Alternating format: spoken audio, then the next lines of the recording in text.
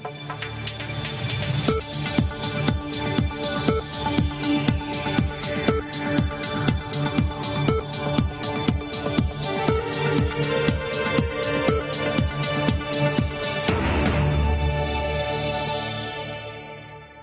দর্শক, আমি এহসান জুয়েল, সবাইকে স্বাগত জানাচ্ছি সম্পাদকীয়তে। আমাদের আজকের বিষয় অস্থিরতার অন্তরালে, আর এ নিয়ে আলোচনার জন্য আমাদের স্টুডিওতে উপস্থিত আছেন সৈয়দ আহমদ, তিনি মহাপরিদর্শক কলকারখানা ও প্রতিষ্ঠান পরিদর্শন অধিদপ্তরের। আমাদের সঙ্গে আছেন শেখ আতিয়া রহমান দীপু, তিনি বিজিএমই এর সাবেক পরিচালক, এবং তাসলিমা আক্তার, তিনি সভাপ্রধান বাংলাদেশ গার্মেন্টস শ্রমিক সংহতি আন্দোলনের। দর্শক, আপনারা টেলিফোনে সরাসরি অংশ নিতে পারবেন, এজন্য আপনাদের টেলিভিশনের পর্দায় দেওয়া নম্বরে ফোন করতে হবে। এছাড়া আপনারা ফেসবুক অথবা SMS এর মাধ্যমেও আপনাদের মন্তব্য পাঠাতে পারবেন। আলোচনা শুরুর আগে দেখে নিই প্রধান শিরোনামগুলো। নারায়ণগঞ্জ সিটি নির্বাচনে জয়ের পরদিনই সাখাওয়াতের বাসায় গিয়ে দেখা করলেন আইভি, একসঙ্গে কাজ করার অঙ্গীকার।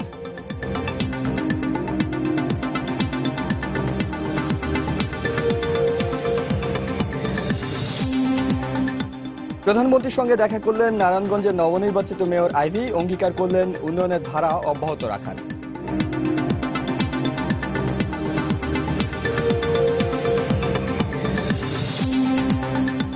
নারায়ণগঞ্জ সিটি নির্বাচনে ভোট কারচুপির অভিযোগের বিচার বিভাগীয় তদন্তের দাবি বিএনপির। দলটির এ ধরনের বক্তব্য হাস্যকর বলছে আওয়ামী লীগ।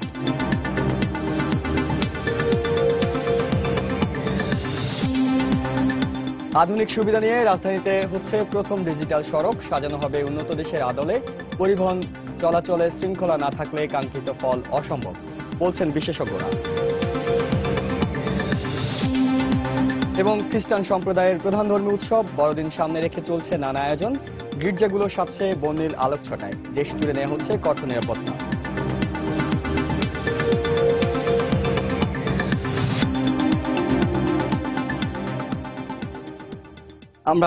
আপনারা জানেন যে 11 ডিসেম্বর থেকে আশুলিয়ায় বিভিন্ন গার্মেন্টস এক ধরনের অস্থিরতা চলছে। শ্রমিকরা তাদের মজুরি বাড়ানো সহ বিভিন্ন দাবিতে এই আন্দোলন করছেন। এই আন্দোলনের প্রেক্ষিতে আমাদের আজকের বিষয় অস্থিরতার অন্তরালে। বিষয়গুলো নিয়ে আমরা কথা বলবো আপনাদের সঙ্গে। আমরা এর মধ্যেই কিন্তু গণমাধ্যমে জেনেছি যে আসলে শ্রমিকদের মূল দাবিগুলো কি। তারা মজুরি বাড়ানোর কথা বলছেন, তারা কর্মপরিবেশ তৈরির কথা বলছেন। এইসব বিষয়ে আমরা শুরুতেই তাসলিমা আপা আপনার কাছে জানতে চাইবো যে দাবিগুলো শ্রমিকরা করছেন, এই দাবিগুলোর যৌক্তিকতা কি আসলে? মজুরি বৃদ্ধির যে দাবি সেটা আসলে অনেকদিন থেকেই হয়ে আসছে, এবং এই বছরের মাঝ সময় থেকে আমরা গার্মেন্টস শ্রমিক অধিকার আন্দোলনের পক্ষ থেকে 12টা সংগঠনের জোট আমরা মজুরি বৃদ্ধির যে ন্যায্যতা সেটার বিষয়ে আমরা বিজিএমই কে বলেছি, বিকেএমই কে বলেছি, মজুরি বোর্ডকেও জানিয়েছি। কিন্তু আসলে আর এখনকার যে পরিস্থিতি সেটা আসলে কারখানা ভিত্তিক কিছু আন্দোলন, কারখানা ভিত্তিক কিছু দাবি দেওয়া, শ্রমিকদের ছাঁটাই করা, নির্যাতন করা, গালাগাল করা, টিফিন বিল না দেওয়া, এই যে একটা পরিস্থিতি চলছিল উইন্ডি গার্মেন্টস, ডিরোজ গার্মেন্টস, সেতারা গার্মেন্টস, সেই জিনিসগুলো সাথে শ্রমিকদের আগামী যে বছর আসছে সেই বছরে আবার বাসা ভাড়ার বিষয়টা শ্রমিকদের কাঁধে চেপে আছে। শ্রমিকরা যেই মজুরি পান সেই মজুরির সাথে আসলে একজন মানুষের মানবিক জীবন যাপন করা আজকের বাজারে ভীষণ রকম কঠিন ব্যাপার। ফলে কারখানা ভিত্তিক দাবি দেওয়া এবং মজুরি বৃদ্ধির যে বিষয়টা সেটা প্রসঙ্গতভাবেই ন্যায্যভাবেই শ্রমিকরা তাদের কারখানা ভিত্তিক আন্দোলনের সাথে একত্রিতভাবে হাজির করেছেন। এখন আমাদের এতই দুর্ভাগ্য, আমরা এমন একটা দেশে বসবাস করি যেখানে আমাদের কথা বলার কোনো অধিকার নেই। আমরা গতকাল একটা প্রেস কনফারেন্স করতে চাইলাম যে আমরা বলতে চাই যে এই শ্রমিকদের কারখানা ভিত্তিক যে দাবিগুলো ছিল বা মজুরি বৃদ্ধির যে ন্যায্যতা সেই বিষয়ে আমাদের যৌক্তিকতাগুলো আমরা তুলে ধরার জন্য একটা প্রেস কনফারেন্স ডাকলাম। সেই প্রেস কনফারেন্স আমাদের করতে দেওয়া হলো না, এবং আমাদের জোটের একজন নেত্রী মোশাররফা মিশু, তাকে আটক করা হলো সারা দিন ভর। এবং শুধু তাই না, আপনারা জানেন যে প্রায় স্থানীয় যারা নেতৃত্ব আছে তাদেরকেও আটক করা হয়েছে, গ্রেফতার করা হয়েছে। তো এইরকম একটা পরিস্থিতি সৃষ্টি হয়েছে, আমরা কথা বলতে পারবো না। শ্রমিকদের পক্ষে যারা আছে তারা তাদের দাবি দেওয়ার ন্যায্যতাটা বলতেই পারবে না। আপনি বলছেন গতকালকের ঘটনা, কিন্তু তার আগেই তো পরিস্থিতি পুরোটা ঘোলাটে। তার আগেই কিন্তু কারখানাগুলো বন্ধ হয়ে গিয়েছে।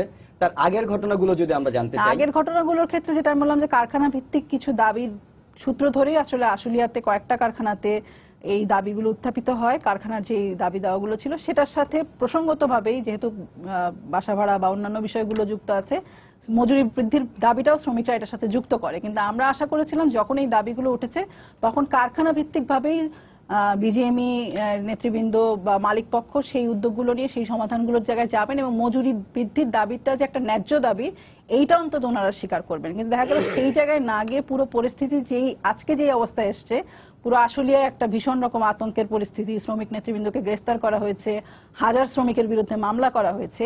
এই পরিস্থিতির সৃষ্টির ক্ষেত্রে আমি বলতে চাই যে যদি প্রাথমিকভাবে বিষয়গুলোর ক্ষেত্রে উদ্যোগ নেওয়া হতো তাহলে আজকের এই পরিস্থিতি দেখতে হতো না।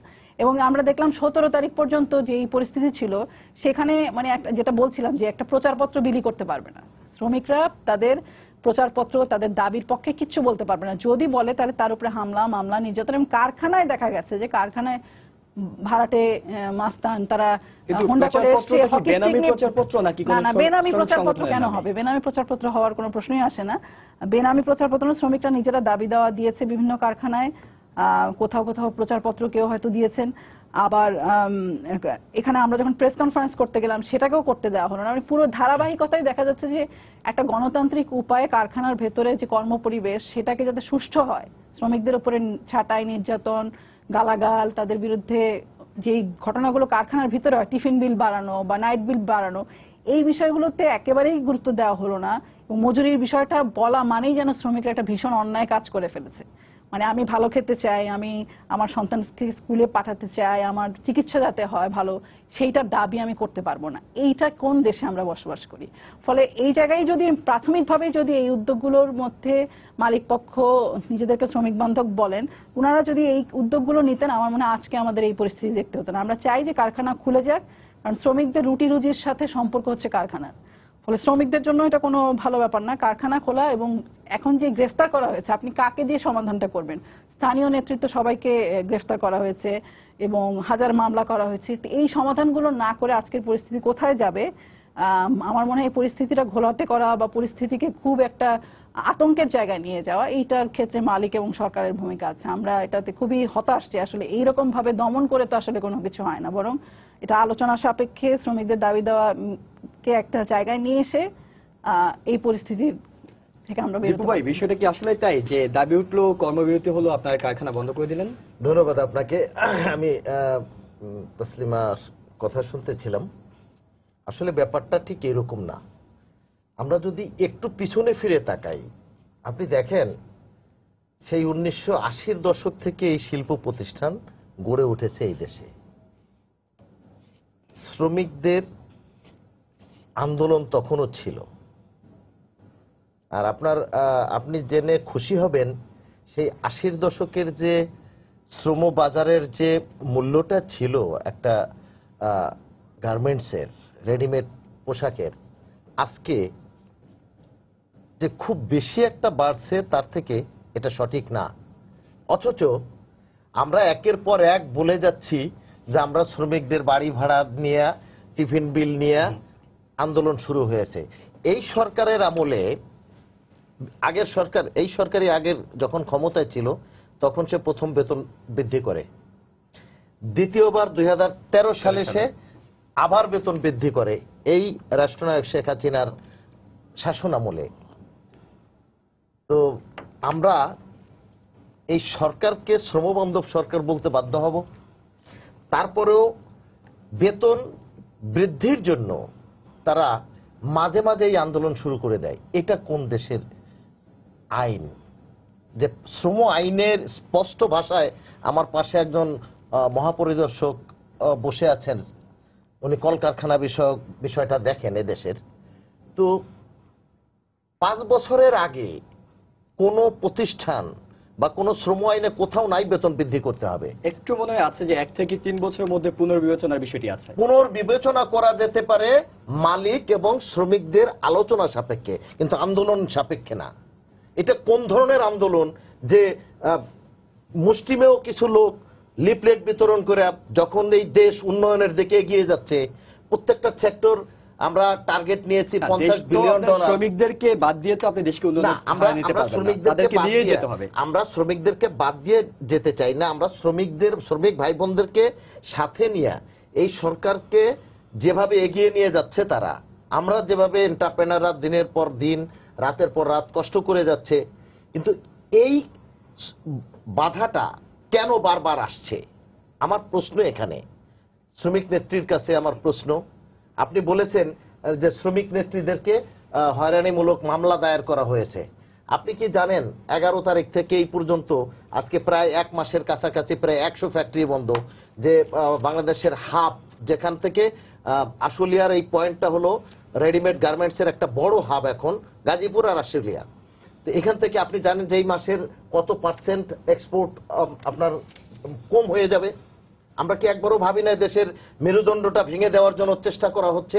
আমরা কেন ভাবি না যে এই দেশের উন্নয়নকে যারা দেখতে পাচ্ছে না, যারা ভালো চোখে দেখে না, তারাই এই ধরনের কর্মকাণ্ড করে এই প্রোডাকশন ভিত্তিক যেটা আমাদের মূল মেরুদণ্ড, অর্থনীতির চাকা, এটাকে বন্ধ করার চেষ্টা করতেছে। আমরা কেন বুঝতেছি না? এটা আমাদের বুঝতে হবে আগে, যে আমরা আমাদের শিল্প বাঁচিয়ে রাখতে হবে। শিল্প যে দেশে উন্নয়ন নাই, সবকিছু ঠিক আছে দীপু ভাই, এর সঙ্গে আমি একটু যোগ করতে চাই, সেটা হলো যে আন্দোলনটি হচ্ছে, আপনি কি মনে করছেন যে আন্দোলনের কোনো যৌক্তিকতা নেই? না, আমরা এই মুহূর্তে আন্দোলনের কোনো যৌক্তিকতা নাই। হ্যাঁ, একটা বছর শেষ হবে, যদি তাদের কোনো দাবি দেওয়া থাকে তারা মালিক পক্ষের কাছে বসতে হবে। কোন ট্রেড ইউনিয়ন যদি থেকে থাকে, তার মালিক ট্রেড ইউনিয়নের যারা কর্ণধার আছে তারা বসবে। যদি ট্রেড ইউনিয়ন না থাকে, শ্রমিকদের ভিতর শ্রমিকদের সাথে আলোচনা করেই অনেক কিছুই করা সম্ভব, কিন্তু আন্দোলন করে না। কিন্তু বসা তো একটা হয়েছে, আমার যতদূর জানা আছে সোমবার একটা বসা হয়েছে 3 জন মন্ত্রীর উপস্থিতিতে। এই সোমবার কেন বসবো আমরা? কর্ম বন্ধ করে, আমার প্রশ্ন এখানে, আমাকে একটু বলতে দেন, কাজ বন্ধ করে শ্রমিক যখন তারা মানে কাজটা বন্ধ করে দিয়েছে, এক্সপোর্ট আর্নিং আমাদের নষ্ট হয়ে যাচ্ছে, তারপর আমরা কেন বসবো? কাজ চলাকালীন কেন আমরা বসি নেই? তাদের যদি কোনো দাবি দেওয়া থাকে আমাদের টেবিলে আসেন। বিগত 1 মাস না, প্রথম থেকে শুরু হয়েছে, গত মাস থেকে ছোটখাটো আকারে শুরু হয়েছে। এটা আশুলিয়া বেজ, আপনি দেখেন এটা গাজীপুরে নাই, এবং গাজীপুরে যেতে কতক্ষণ? আমরা তো এদেশের বিজিএমইর নেতৃত্বে যারা আছে তারা চেষ্টা করতেছে। আপনি দেখেন 100 ফ্যাক্টরি বন্ধ করে দেওয়া, আপনি কি একটুখানি মনে করেন তারা কি সহসা বন্ধ করছে? কোন মালিক কি চায় তার এক্সপোর্ট অর্ডার নষ্ট হয়ে যাক? অবশ্যই চাবে না। তারা বাধ্য হচ্ছে, এটার উত্তর দিতে পারবে না আসলে কেন বন্ধ করে দেওয়া হচ্ছে। হ্যাঁ, বন্ধ করে দেওয়া হচ্ছে। তারা এখন মালিকরা তো বাঁচতে হবে তাদের। আমার মনে হয় এখানে একটু যদি আমি একটু বলতে চাই যে বন্ধ করা হয়েছে, আমার কাছে যে নোটিশগুলি এসেছে 13-1 ধারা। জি, 13-1 ধারায় 13-1 ধারায় মালিকরা বন্ধ করেছে। কেন করেছে সেটার 13-1 ধারাটা কি? অসৎ শ্রম আচরণ যদি হয় তাহলে 13-1 ধারা বন্ধ করতে পারে মালিককে, এই অথরিটি আইন দিয়েছে। এখন আমি একটু বলতে চাই যে একটা আন্দোলনটি একটা সার্টেন এরিয়াতে, একটা নির্দিষ্ট এলাকাতে, এবং এটা পুরা রিপ্রেজেন্টেটিভ স্যাম্পল না। কারণ আমার যদি 5000 ফ্যাক্টরি থাকে দেশে আরএমজি, তাহলে এখানে বন্ধ হয়েছে 50-60টা, এটাও বন্ধ হয়েছে। সে ফর এক্সাম্পল 100 যদি হয়ে থাকে, তাও তো আপনি 5000 মধ্যে খুবই কম সংখ্যক একটা সংখ্যা। এবং শ্রমিক সংখ্যা যদি 1 লক্ষ বা 1.5 লক্ষ হয়, আর টোটাল আরএমজিতে কাজ করছে 40 লক্ষ লোক, তাহলে আমাদের দেশে শ্রমিকদের দাবি দেওয়ার জন্য, আমাদের দেশের শ্রমিক আন্দোলনের ইতিহাস অনেক পুরানো। আমাদের দেশে মনে করেন স্কোপ আছে, শ্রমিকদের অ্যাপেক্স অর্গানাইজেশন, আমাদের দেশে ইন্টারন্যাশনাল অর্গানাইজেশনের এনসিডব্লিউ আছে, আইবিসি আছে। এদের মাধ্যমে কিন্তু সরকারের কাছে বা যারা ব্যবসায়িক সংগঠন আছে তাদের কাছে কিন্তু তুলে ধরা যায়। আমার মনে হয় সেইটাই। এবং আমাদের যে আইনে যেটা বলা আছে 5 বছর অন্তর, আপনি পর্যালোচনার কথা বলেছেন, পর্যালোচনার দিকে না, 5 বছর পরে এই মানে আরেকটি মজুরি বোর্ড গঠন করে বেতন বৃদ্ধি করা হয়ে থাকে। এইটি আমাদের ট্রেডিশন। আমাদের আপনি সরকারি আঙ্গিকেও দেখেন 5 বছর পরে বেতন কাঠামো পরিবর্তন হয়ে থাকে। এখন মাঝপথে বেতন কাঠামো যদি পরিবর্তনের প্রকৃত প্রয়োজন পড়ে, যেমন আপনি এই সরকারি 2010 সনে বেতন কাঠামো দিয়েছে গার্মেন্টসের জন্য, আবার 2013 সনে দিয়েছে। তো সরকারের আন্তরিক সদিচ্ছা এখানে আছে, এবং এই সরকার শ্রম বান্ধব, এটা বলতেই হয়। কারণ জননেত্রী শেখ হাসিনার কিন্তু একটা কথা বলেছিলেন গত 1 মে, আমার যতটুকু খেয়াল আছে, যে আমি কিন্তু তোমাদের সিবিএ, যখন বিজিএমএ বেতন বৃদ্ধির সঙ্গে আলোচনা হচ্ছিল, তারা মানে সম্মতি জানাচ্ছিল না, তখন কিন্তু মাননীয় প্রধানমন্ত্রী ইন্টারফেয়ার করেছে। অর্থাৎ এখানে একটা বিষয় আছে। এখন যদি শ্রমিকদের সত্যিকার অর্থেই অবস্থা তৈরি হয়ে থাকে সেটাও কিন্তু সরকারের বিবেচনার মধ্যে আসতে পারে। সেই রকম অবস্থা সৃষ্টির জন্য আমার মনে হয় একটা লিগ্যাল ফোরামে যাওয়া উচিত। একটা প্রক্রিয়ার মধ্যে দিয়ে যেতে হবে। আমি একটু একজন একটু দর্শকের টেলিফোনে আছেন, তার কথাটা শুনে আমি আবার ফিরবো আপনাদের কাছে। দর্শক, আপনার পরিচয় দিয়ে প্রশ্নটি করুন। আসসালামু আলাইকুম। ওয়ালাইকুম সালাম। আমি মোহাম্মদ আব্দুল মালেক, ময়মনসিংহ সদর থেকে বলছিলাম। জি জি। আমার প্রশ্ন হলো দীপু ভাইয়ের কাছে। দীপু ভাই একটু আগে বললেন যে আন্দোলন না করে মালিক কর্মচারী বসে সমাধানে আসবে, কিন্তু সময় মতো তারা মালিকে ওই কর্মচারীর দাবি মান্য যদি কর্মচারীর ডাক্কে আইনা যদি বলে যে তোমরা আন্দোলন না করিয়া এই তোমাদের সুযোগ সুবিধা দিব বিবেচনায় রইল, তাহলে তো আর মালিকের আলোচনা কর্মচারী আলোচনা করতে হয় না। কিন্তু তারা সেইটা না করিয়া পুলিশ দিয়ে পিড়াইয়া মালিক করে কর্মচারী করে মাইরিয়া দুইরিয়া হস্তনস্ত করিয়া, এটা কি ঠিক হইলো? মালিক ভাই, মালিক ভাইয়ের সঙ্গে আমি একটু যোগ করব। সেটি হলো একই সঙ্গে আপনারা মামলা হচ্ছে, গ্রেপ্তার করা হচ্ছে, আবার কলকারখানাগুলো বন্ধ করে দেওয়া হলো, তাহলে সমাধানের পথটা কি হবে? ওনার সঙ্গে মালিক ভাই। মালিক ভাই, আপনার প্রশ্নটা অত্যন্ত সুন্দর একটা প্রশ্ন করেছেন আমাকে। আপনার জেনে আপনি খুশি হবেন যে আন্দোলনটা শুরু করেছে বেতন বৃদ্ধির জন্য। আমার এই যে পাশে যে ভদ্রলোক সরকারি অফিসার বসে আছেন কলকারখানা অধিদপ্তরের, উনি নিজেই বলেছেন যে 5 বছরের ভিতরে কোনো বেতন কাঠামো পরিবর্তনের কোনো সুযোগ নাই। কিন্তু আপনি নিজে মালিক ভাই যদি এই শ্রম আন্দোলন বা কোনো পোশাক কারখানার মালিক হয়ে থাকেন, আপনি নিজেও জানেন যে বাংলাদেশের কোনো ইতিহাস কোনো গার্মেন্টস মালিক প্রতি বছর বেতন বাড়ায় নাই এমন কোনো নজির নাই। প্রতি বছর 5 to 7 to 10% প্রত্যেক বছরেই তারা বেতন বাড়াচ্ছে। এতে কোনো ফ্যাক্টরির মালিক বা শ্রমিক কেউ বলতে পারবে না যে আমাদের বেতন বাড়ে নাই। অথচ এখানে বলা আছে 5 বছরের আগে কোনো আলোচনায় আসাই হয়তো সম্ভব না, 3 বছরের নেগোসিয়েশন হইতে পারে, কিছু একটা শ্রম আইনে বলা আছে। তারপরও কত ধারাটা বললেন ভাই? এটা 13-1 ধারার কথা যে বলা হয়েছে। মালিক ভাই, আপনি কি চাবেন কোটি কোটি শত শত কোটি টাকা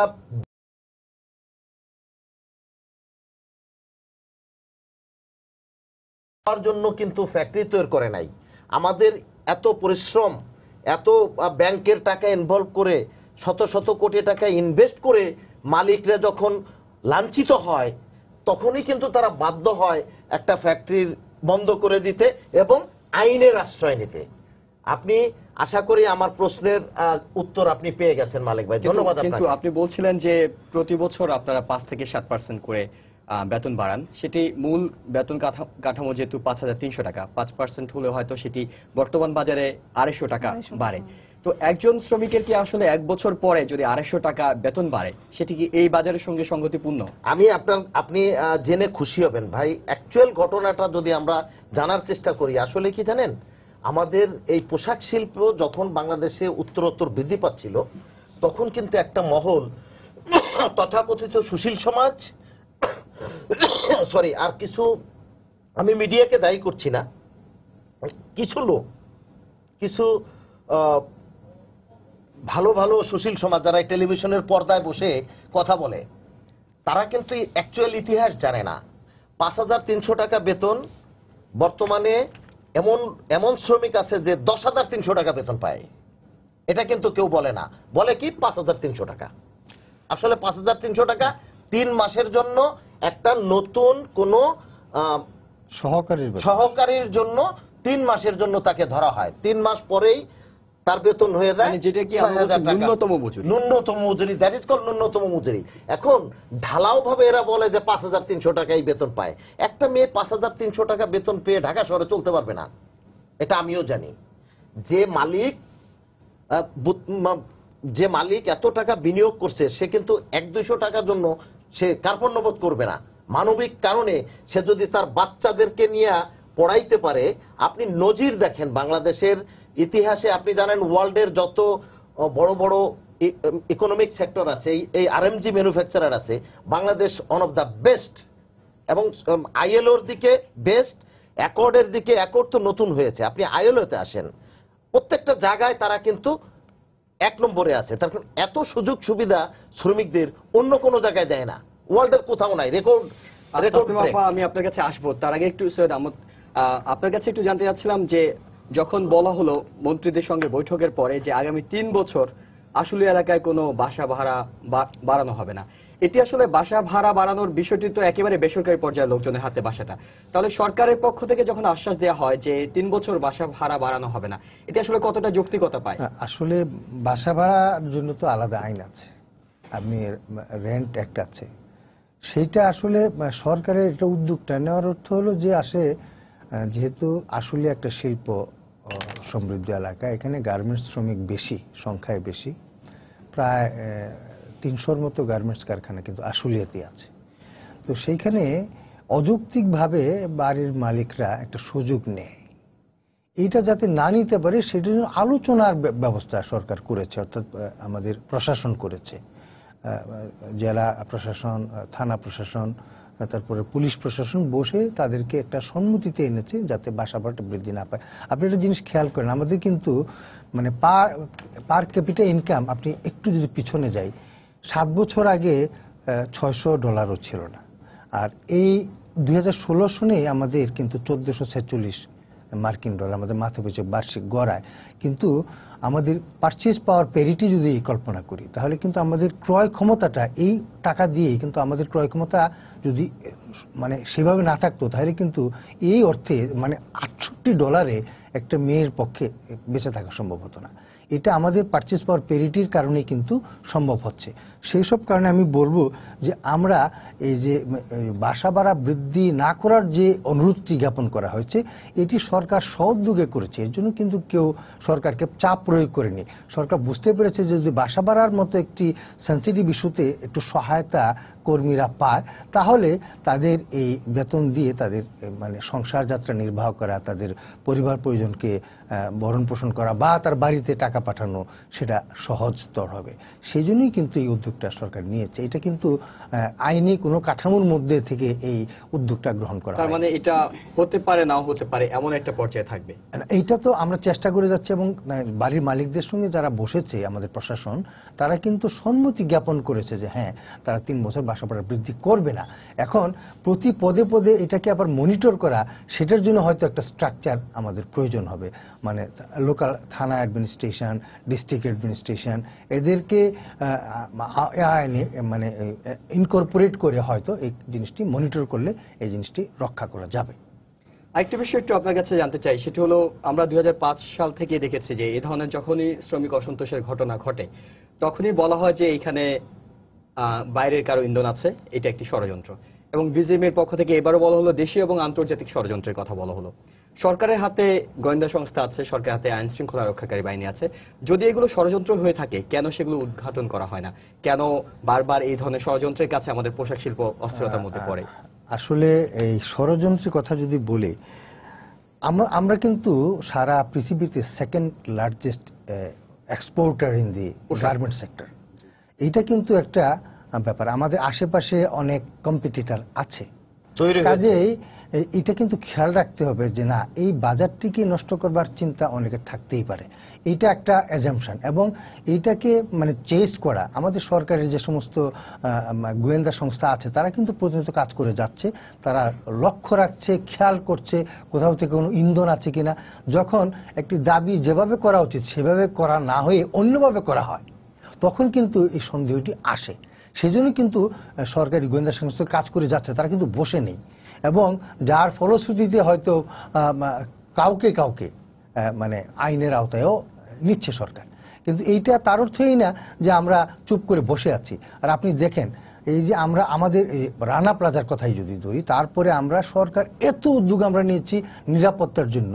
আমাদের সারা দেশের আরএমজি কারখানায় আমরা 3780টা কারখানা আমরা অ্যাসেসমেন্ট করেছি। আমাদের মানে নিরাপদ কর্মপরিবেশ তৈরির জন্য সরকার কিন্তু বদ্ধপরিকর। সেই কাজগুলি আমরা অ্যাকর্ড বলেন, অ্যালায়েন্স বলেন, ন্যাশনাল ইনস্টিটিউট বলেন, আমরা এই কাজগুলি করেছি। এখন আমাদের রিমিডিয়েশনের সময়, এবং এই রিমিডিয়েশনের সময় আপনি মানে আমি গড় হিসাব করেছি 1 কোটি থেকে 5 কোটি আপনার এক একটা কারখানায় রিমেডিয়েশন কস্ট যাবে। হ্যাঁ, এটা আমাদের করতে হবে, কারণ আমরা যদি নিরাপদ কর্মস্থল করতে না পারি, তাহলে কিন্তু আমাদের বায়াররা আমাদের কাছে আসবে না। This is a sensitive business now. এটাকে স্ট্যান্ডার্ডটা তৈরি করতে স্ট্যান্ডার্ড হবে তৈরি করতে সেখানে, হবে। যেহেতু আমি নাহলে আন্তর্জাতিক মার্কেটে আমি কম্পিটিশন করছি, টিকতে পারবো না প্রতিযোগিতা। আমি একটু তাসলিমা আপা সেই জন্য আপনার আমাদের কাছে দরকার আসতে চাই। সৈয়দ আহমদ তিনিও বলছিলেন যে দাবিটা ঠিক যেভাবে করা দরকার ছিল সেভাবে হয়নি। যে কোনো একটা দাবির একটা ধারাবাহিকতা থাকে, আমরা হয়তো দেখি সভা, সেমিনার, মানববন্ধন, স্মারকলিপি, নানা ধরনের ওয়েতে একটা দাবি করা হয়।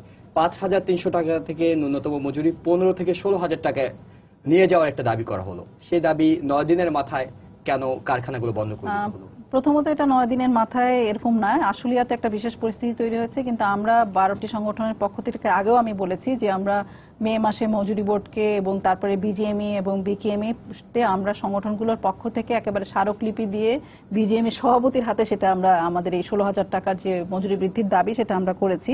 এখানে কয়েকটা প্রসঙ্গ আছে যেগুলো আমার মনে হয় বলা দরকার। যেমন অসদাচরণের কথা উনি বললেন, 13-র 1 ধারায় কারখানাগুলো বন্ধ করে দেওয়া হয়েছে যখন শ্রমিকরা কারখানা ভিত্তিক এবং মজুরির দাবি করছে। আমরা বলছি অবিলম্বে কারখানাটা খুলে দেন। এখন অসদাচরণটা কি আসলে, কোনটা সদাচরণ? শ্রমিক যদি কথা বলে তাহলে অসদাচরণ। শ্রমিককে মানে আমাদের কাছে প্রত্যেক সময় বিভিন্ন আশুলিয়া অন্যান্য যেসব জায়গায় আমাদের কাজ আছে আমাদের শুনতে হয় যে শ্রমিকরা মানে তাদেরকে অকথ্য ভাষায় গালাগালি করা হয়, তাদেরকে অবৈধ ছাঁটাই করা হয় এবং তারা যখনই কথা বলে তখনই হচ্ছে সেটা অসদাচরণ। যখন কোন শ্রমিক আমাকে একটু শেষ করতে মামলা কিন্তু বলা হয়েছে লুটপাট এবং ভাঙচুর। এখন বন্ধ করেছে 13-র 1 ধারায়, ফৌজদারি মামলা করা হয়েছে এবং শ্রম আইনেও মামলা করা হয়েছে। কারখানাগুলো বন্ধ করা হলো এবং বলা হচ্ছে শ্রমিকরা অসদাচরণ করেন, শ্রমিকরা কথা বলবে না তাহলে সেটা হচ্ছে সদাচরণ। এবং কয়েকটা বিষয় নিয়ে বলছেন 5 বছরের মধ্যে কোনোভাবেই মজুরি বোর্ড গঠন করা যায় না, কিন্তু 140-এর ক ধারায় পরিষ্কারভাবে বলা আছে যে সরকার বিশেষ ক্ষমতা আইনে মজুরি বোর্ড গঠন করতে পারেন এবং রিভিউ করতে পারেন 3 বছরের মধ্যে, উনি নিজেই বললেন। এবং আমাদের যে অভিজ্ঞতাগুলো আছে 2006 থেকে শুরু করে 2013 সাল পর্যন্ত 3 দফা মজুরি বৃদ্ধি হয়েছে, একবার 4 বছরের মাথায় 2010-এ আর একবার 3 বছরের মাথায়। তার মানে হচ্ছে যে আমরা যে 5 বছরের মেয়াদকাল ঠিক করেছি সেইটার মধ্যে আসলে কখনোই সেই বাজারের পরিস্থিতির সাথে শ্রমিকরা তাল মিলিয়ে চলতে পারে নাই। সে কারণে কিন্তু 4 বছর বা 3 বছরের মধ্যে এই মজুরি বাড়াতে সরকার এবং মালিক পক্ষ বাধ্য হয়েছিলেন। তখন আপনারা বিষয়টি নিয়ে কথা বলেননি কেন, যখন 5 বছরের বিষয়টি ঠিক করা হয়েছে? হ্যাঁ, এটা আমরা প্রত্যেক সময় এটা আমরা বলেছি যে এই নীতিমালাকেও একটু শেষ করি। 5 বছরের একটু বলে ফেলি।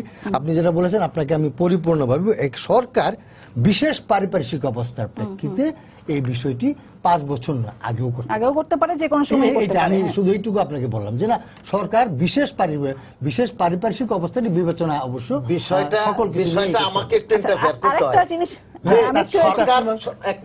সরকার যদি ইচ্ছা করে বেতন 1 বছরের ভিতরে বাড়াইতে পারে না। আমার কোশ্চেন একটা, সরকার একটা বলে দিবে শ্রমিকরা দাবি করবে 16,000 টাকা বেতন দিতে হবে, কতটুক ক্যাপাসিটি বিজিএমইর এন্টারপ্রেনারদের আছে, মালিকদের কতটুক ক্যাপাসিটি আছে, এইটা তো দেখার বিষয় আগে। আমার যে শ্রমিকরা বলে দিল এক একটা স্মারকলিপি দিয়ে দিল, আমার সেইভাবেই মেনে নিতে হবে।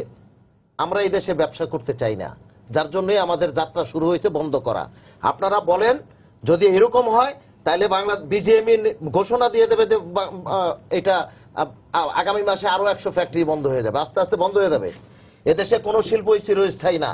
এক সময় জুট ছিল, জুট বন্ধ হয়ে গেছে, চিংড়ি মাছ ছিল, চিংড়ি মাছ বন্ধ হয়েছে, চা ছিল, চাও বন্ধ হয়েছে, গার্মেন্টস বন্ধ করার একটা মানে পায়তারা চলছে। এটা কোন এক জায়গার থেকে মাসিক মাসোহারা আসে, আমি নাম বলতে অনিচ্ছুক, অনেক শ্রমিক। কিন্তু আমাদের কাছে যদি নাম নাও বলেন, আপনি কি যেখানে নামটা বলা দরকার সেখানে বলেছেন না? অবশ্যই এটা সবাই জানে, গভর্নমেন্ট ইন্টেলিজেন্স জানেন, এটা মাসিক বড় পরিমাণে মাসোহারা পেয়ে এই শিল্পকে ধ্বংস করার পায়তারার মূল নীল নকশা তৈরি করছে, যেখানে বসে সেই সব জিনিসই তথাকথিত শ্রমিক নেত্রীরা জানেন এবং তাদেরই সেই ধারাবাহিকতা এই কাজগুলো করা হচ্ছে। শ্রমিকরা করছে না, মালিকরা করছে। এটা করতেছে শ্রমিক নেতৃবৃন্দ, যারা তথাকথিত নেতৃবৃন্দ। এখন তো বাঁশ গাছের মতো গজায় গেছে নেতা, এখন তো শত শত নেতা। কে আমি অমুক ফেডারেশনের, আমি অমুক চিৎকার ফাউন্ডেশন, আমি অমুক ফাউন্ডেশন, আমি অমুক শ্রমিক নেত্রী। আপনি নাম পড়লে দেখবেন যে কোনো হিসাব নাই। টেক্সটাইল অ্যাসোসিয়েশন, অমুক অ্যাসোসিয়েশন, তমুক অ্যাসোসিয়েশন, অভাব নাই। আজকে ফ্যাক্টরি বন্ধ হয়ে গেছে, আপনারা চালু করেন ফ্যাক্টরি, আপনারা মালিক হয়ে আসেন, একটা ইন্ডাস্ট্রি করেন, তারপরে দেখেন আপনার কোথায় আপনার আওয়াজ ফাউন্ডেশন যায়, কোথায় চিৎকার ফাউন্ডেশন যায়, কোথায় বেতন না, ফাউন্ডেশন আসে। দীপু ভাই, এখানে আমি আমি দীপু একটু ভাই, যোগ করতে চাই। দীপু উনি ভাই, অনেকটা দীপু কথা ভাই, বললেন যে জি, এখানে জি। শ্রমিকদেরকে কারা পয়সা দেয় কি করে। কাস্টমার আমাদের অভিজ্ঞতার মধ্যে আছে যে মালিক পক্ষরা, সরকার পক্ষরা কিভাবে প্যাকেট দিয়ে শ্রমিক নেতৃত্বদেরকে কলুষিত করেন, তাদেরকে মাসোয়ারা দেন, তাদের পোষ্য হিসেবে ওনারা পালেন, স্থানীয় এলাকা ভিত্তিক লোকজনকে ওনারা পাহারা দেওয়ার জন্য কারখানা এগুলো করেন। কিন্তু প্রকৃত শ্রমিক নেতা যারা, তারা কিন্তু পয়সার জন্য ওনাদের কাছে যান না। এবং আমরা ওনাদেরকে বলেছি আমাদেরকে আপনাদের পয়সা দিতে হবে না, যাদেরকে পয়সা দিচ্ছেন এটা করে আপনারা শ্রমিক আন্দোলনকে কলুষিত করছেন। এখানে শ্রমিক যে আন্দোলন হওয়ার কথা সেটাও তৈরি করার ক্ষেত্রে আপনারা বাধা তৈরি করছেন। কয়েকটা প্রশ্ন দীপু ভাই বলেছেন, যেমন উনি বলছেন আন্দোলন কেন করবে। আমার সাংবিধানিক অধিকার হচ্ছে, আমি বাংলাদেশের নাগরিক, আমি আন্দোলন করতে পারি। দীপু ভাই নিজে আন্দোলন করে আসা লোক, উনি এই কথা বলতেছেন যে আমরা কেন আন্দোলন করব। 52তে আন্দোলন হয়েছে, 71 আন্দোলন হয়েছে, 90 আন্দোলন হয়েছে। শ্রমিক আন্দোলনের দীর্ঘ ইতিহাস আমাদের আছে। শ্রমিকরা শ্রমজীবী মানুষ, ওরা পড়াশোনা জানে না, ওরা খেতে পারে না, অপুষ্টিতে থাকে, ওরা বেশি কথা বলতে পারবে না, ওদের কোনো সাংবিধানিক অধিকার থাকবে না। এই ধরনের দাবি করাটা আমার মনে হয় যে একজন নাগরিক হিসেবে আরেকজন নাগরিককে আমরা মর্যাদা দিতে না পারা, অসম্মান করা, সেটা আমার মনে হয় আমাদের সেই বিষয়ে খেয়াল রাখা দরকার। আর এই যে $22 বিলিয়ন একটা সেক্টর, আমরাও নিজেরা মনে করি যে এইটাকে আমাদের ধরে রাখা দরকার এবং শিল্প বিকাশের জন্য এটা খুবই গুরুত্বপূর্ণ। এবং এই শিল্প কখনোই বিকশিত হবে না যদি না শ্রমিকদেরকে আমরা বাঁচাতে না পারি। শ্রমিকরা তখনই ভালো উৎপাদন করবে যখন শ্রমিকদের মজুরি নিশ্চিত থাকবে, নিরাপত্তা নিশ্চিত থাকবে এবং ট্রেড ইউনিয়ন রাইটস নিশ্চিত থাকবে। কারখানার ভিতরে যখন আন্দোলন হচ্ছে, সেই আন্দোলনকে শ্রমিকদের সদাচরণ শিখা, আর অর্গানাইজ সদাচরণ শিখা, ট্রেড ইউনিয়নের ভাষায় সদাচরণ শিখা, সেটা শ্রমিকরা কিভাবে শিখবেন। আপনারা ট্রেড ইউনিয়ন আমার মনে হয় তাসলিমা আপা, এই বিষয়গুলো আপনার দীর্ঘদিন ধরে বলে আসছেন, দীর্ঘদিন ধরে আপনাদের আলোচনা হচ্ছে। আমি যদি জানতে চাই যে এই অবস্থায় যদি এখন কারখানাগুলো বন্ধ থাকে, যে শ্রমিকরা কর্মসংস্থান হারাচ্ছেন, তাদের আসলে কি হবে?